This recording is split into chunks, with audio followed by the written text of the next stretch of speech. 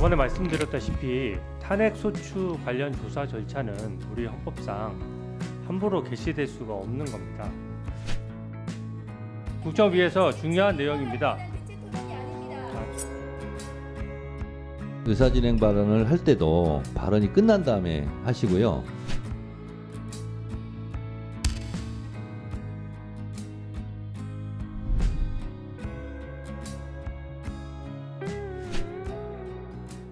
저번에 말씀드렸다시피 탄핵소추 관련 조사 절차는 우리 헌법상 함부로 개시될 수가 없는 겁니다. 그렇기 때문에 본회의에서 의결을 통해서만 조사 절차를 개시할 수 있는 것이고요. 이게 정말로 조사가 필요하다라고 하면 민주당이 당론으로 발의해서 당당히 탄핵소추 요건을 맞춰서 과반수 의결을 하고 그에 따른 정치적 책임을 져야 되는 겁니다. 이런 식으로 청원서 2장짜리 청원서가 접수됐다라고 해서 중요 안건이라는 사유를 붙여서 청문회를 막 열 수는 없는 것입니다. 이렇게 탄핵 조사 절차가 함부로 개시될 수 있다고 한다 그러면 우리나라 국익은 물론이고 국민들께도 늘 민생을 다루지 않고 이런 식으로 계속해서 위법성이 명확하지 않은 사안에 대해서 일단 조사부터 해보자라고 한다 그러면 국정 운영이 제대로 될 수 없을 것이라고 생각합니다. 이게 지금 중요한 안건이라고 하면서 지난번에 결국은 청문회를 열겠다고 했는데 그렇게 중요한 안건이면 대체 토론을 왜 그렇게 제안하는 것입니까? 중요한 안건일수록 대체 토론을 더 자세히 해야죠. 근데 국민의힘 의원들의 발언권은 최소한으로 아주 한두 명밖에 발언 못하도록 제한하면서 이렇게 중요한 안건이라고 하면 국민 여러분께 설득력이 있겠습니까? 오늘 민주당 의원님들 발언 중에서 보면은 이게 방송법의 대통령이 위반해서 탄핵 사유가 된다는 말씀도 하셨습니다. 이거 지금 현재 민주당 의원님들 주장에 따르면은 청원서를 심사하기 위한 조사 절차라고 지금 말씀하시죠. 청원서에는 어디에도 방송법 관련된 내용이 없습니다.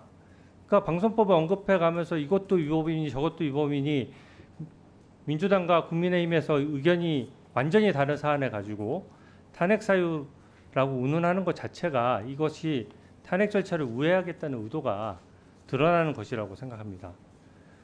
이렇게 청원서가 들어오면 사안만 중대하면 무조건 심사해야 한다고 한다면은 예를 들어서 법인카드 유용 의혹으로 이재명 대표의 국회의원 제명 청원이 만약에 들어와서 요건을 넘겼다라고 칩시다. 그러면은 그것도 중요한 건이기 때문에 심사합니까?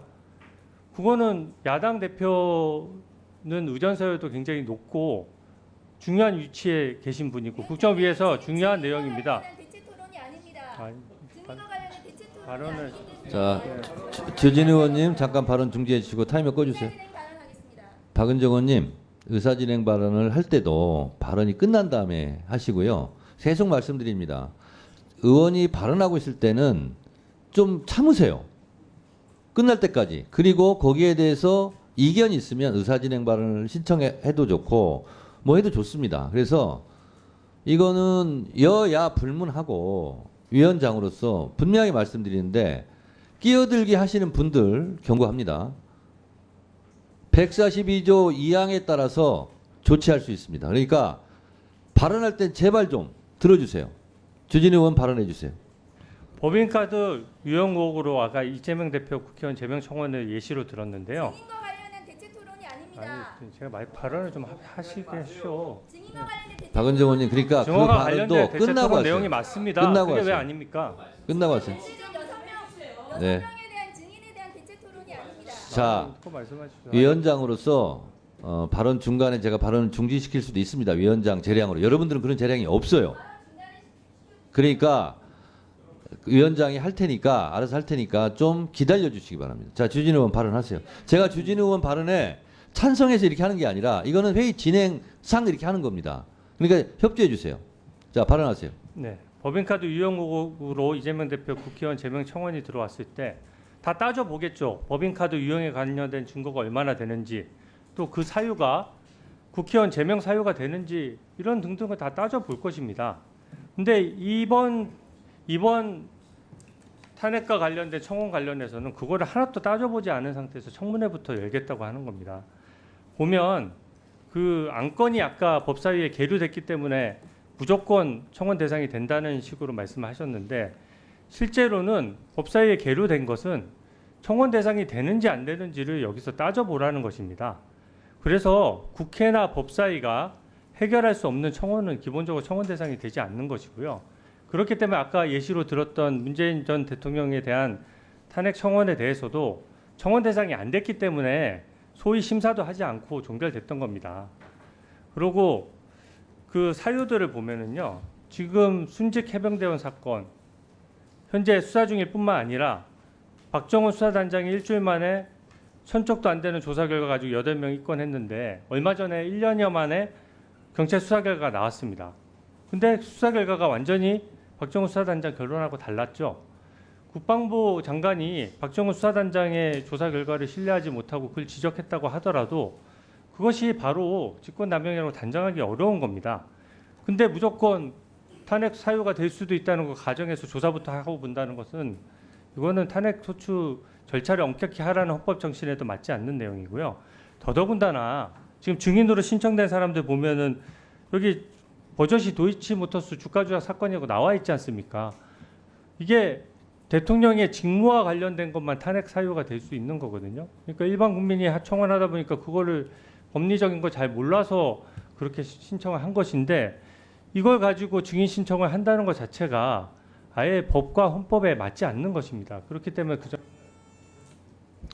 자, 주진우 의원 토론 내용 중에 또 위원장이 이 진행하는 부분에 대해서 또 말씀하셨기 때문에 다시 또 한 번 말씀드립니다. 저도 입이 아픕니다. 이미 이 청원은 청원으로 성립이 됐어요. 다시 한번 말씀드립니다. 재판을 간섭하는 내용, 국가 기밀, 국가를 모독하는 내용 이 세 가지는 청원이 성립 안 됩니다. 그런데 이미 국회에서 이 윤석열 대통령 탄핵 청원, 이 즉각 발의 요청 이거는 이 세 가지에 해당되지 않아서 법사위에 자동으로 회부된 겁니다. 그래서 그거에 대해서 지금 국회법 65조 1항에 따라서 청문 절차를 할 수 있기 때문에 청문회를 열고자 증인 채택까지 됐어요. 그래서 지금 추가 증인 안건에 대해서 토론하고 있습니다. 이 자체를 인정 못하겠다 그러면 토론에 참여하면 안 돼요. 나는 원초적으로 이 청원은 청원이 아니다. 성립할 수 없다. 그래 나는 토론도 참여할 수 없다. 라고 해서 퇴장하셔야 되는 거야. 앉아서 토론하면서 이거는 성립할 수 없습니다. 자꾸 얘기하면 본인 말에 의해서 탄핵되는 거예요. 자기 모순이에요. 그래서 제가 말씀드리는 거잖아요. 이미 절차가 진행돼서 토론하고 있으니 그 이전에 이것이 청원으로 성립하냐 마냐는 가급적이면 자제해 주시고 오늘 안건은 지금 6명 추가 증인에 대해서 찬성이냐 반대냐 이 토론을 해 주십사라고 제가 여러분들께 말씀을 드렸죠. 자, 그러니까 표현의 자유는 있지만 가급적 제가 이렇게 가급적 증인 정진석, 홍철호, 송창진, 이원석, 강은구, 이동혁 이 추가 증인 채택하는 것이 맞느냐 틀리냐 이 부분에 대해서 주로 토론해 주셨으면 좋겠다라고 제가 요청을 드렸잖아요. 아셨습니까? 자.